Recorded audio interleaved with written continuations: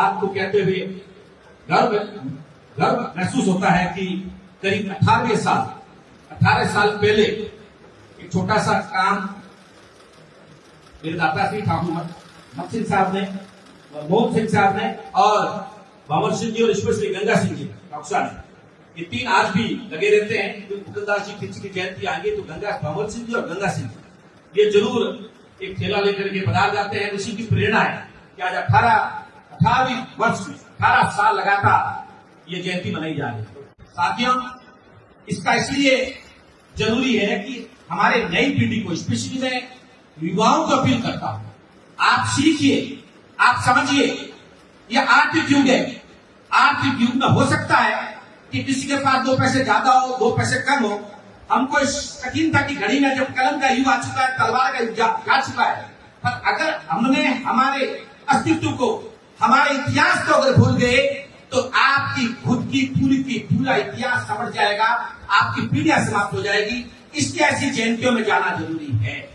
आज के दिन मैं इस बात को याद करता हूं कि वीर शिरोमणि मुकुंदास जी खिची को उस समय के राज में, आज का राज नहीं था, औरंगजेब के जमाने में महाराजा अजीत सिंह जी के समय प्रजापति साहब जब उनको, अजीत सिंह जी को टोकरी में लेके दिल्ली से रवाना हुए तो बीच में संदेश मिला उनको। क्या मिला कि भाई मुकुंदास जी, इस अजीत सिंह को हमको दे दो, आधा राज आप ले लो और आधा राज दुर्गादास जी को सौंप दो।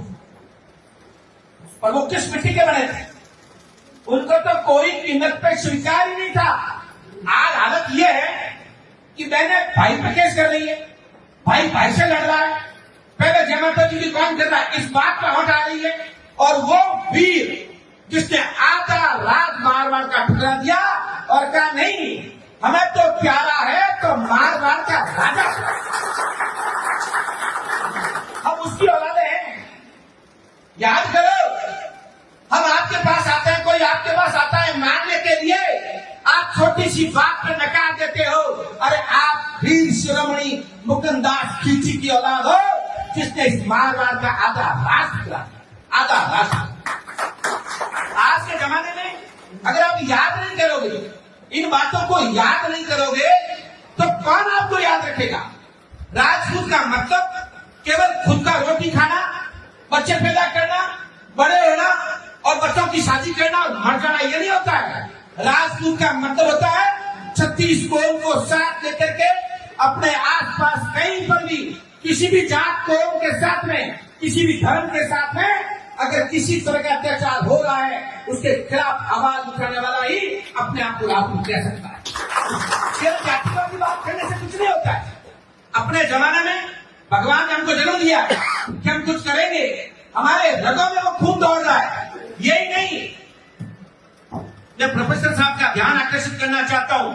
इतना ही नहीं, प्रोफेसर साहब हमारे जो जोधपुर फोर्ट है, जोधपुर किले के बाद जो गणेश जी का मूर्ति लगी हुई है, गणेश जी की मूर्ति के ऊपर दुर्गादास जी खिची की बहुत बड़ी छतरी बनी हुई है, करीब 12 फीट हाइट की। वो दुर्गादास जी खिची नारवा के रहने वाले थे।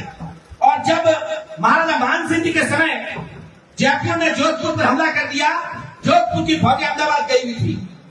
उन्होंने कहा कि आप उसको हटाओ, आप थोड़े लोग हो मारे जाओगे। उन्होंने कहा नहीं, मेरे स्वामी मेरे को इस किले की रक्षा करने का जिम्मा देके गए हैं, मेरे जान में जान है और धड़ पे सिर है, तब तक तुम अंदर नहीं घुस सकते। और क्या हुआ? अंत में 3 दिन लड़ाई लड़ी, उन्होंने जयपुर की फौज को पछाड़ा और अंदर नहीं घुसने दिया। उसका नाम था दुर्गादास खिची, जो आज भी छवि है। और उनके बेटे को उचेड़ा गांव था, मैं रहने वाला हूँ, वहां जागिरी दूर को मिला। हर गांव की कहानी है। श्याम सिंह जी सही कह रहे थे, अगर हम अपने खुद के गांव की कहानी, अपने पिताजी की कहानी, अपने दादो सर की कहानी, अपने पड़पड़ दादो सर की कहानी आप भूल जाओगे तो फिर किसको याद करोगे? आज मैं ऐसे लोग देखता हूँ जिनका कुछ नहीं है और दूसरे से छीन करके फिर भी डंका बजा देते हैं। और आपके खुद के भाई और भतीजे, आपके दादो साहब, आपके परदादो साहब, वो भी राजपूत कम्युनिटी के लिए काम नहीं आए थे। ये भी सुन लो। आज मेरे ख्याल से यहाँ 70% अपन राजपूत लोग बैठे हैं, उसमें भी मैक्सिमम खिची लोग।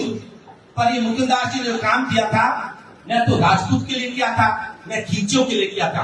उन्होंने राष्ट्र के लिए किया था, राष्ट्र के लिए। किसके लिए किया था? राष्ट्र के लिए किया था। वो राष्ट्र था, उस राष्ट्र को बचाने के लिए किया था। इसलिए हम सबको गर्व है कि हम ऐसे महापुरुष के घर में पैदा हुए हैं। साथियों, मेरी तो आपसे विनम्र अपील है, जमाना बदल चुका है और आप अगर आपस में एक दूसरे की ईर्ष्या करते रहे और अपने भाई की मदद नहीं करी, अपने लोगों की मदद नहीं करी, भाई का मतलब है आपके साथ चलने वाला कोई व्यक्ति हो, किसी जात का हो, किसी कौम का हो, किसी धर्म का हो। जमाना बदल चुका है, जगह जगह से मार खानी पड़ रही है। अगर आपने सही आदमी का चयन नहीं किया तो आप खुद देख सकते हो आपकी स्थितियां क्या जा चुकी है। आपका खुद का लेवल जो समाज में होता था आज कितना नीचे जा चुका है। इन सब से अगर रक्षा करनी है तो हमें इन महापुरुषों से प्रेरणा लेते हुए हम सबको एक होकर के हमारा देश अमर रहे, हमारा देश पूरे विश्व में किस तरीके से अग्रणी छोर पे रहे, उसके लिए आप सबका अग्रणी रहना जरूरी है।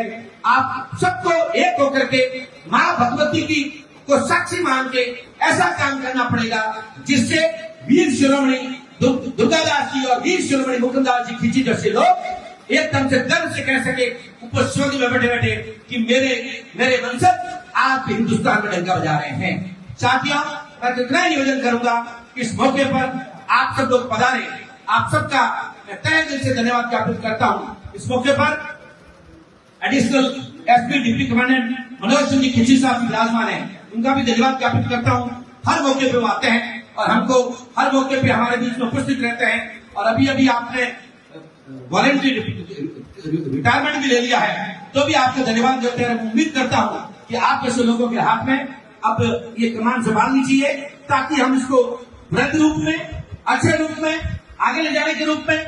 और हम ये कतई नहीं चाहते कि हमारी पीढ़ियां गलत रास्ते पर चले। हम ये चाहते हैं कि हम आगे चल के हमारी पीढ़ियां, हमारा समाज, हमारा क्षत्रिय समाज और छत्तीस को मिलकर के इस देश को अग्रणी क्षेत्र में लाके खड़ा करें, इस प्रदेश को हिंदुस्तान का एक प्रदेश कैसे बनाएं। इन्हीं आशाओं के साथ धन्यवाद। जय हिंद।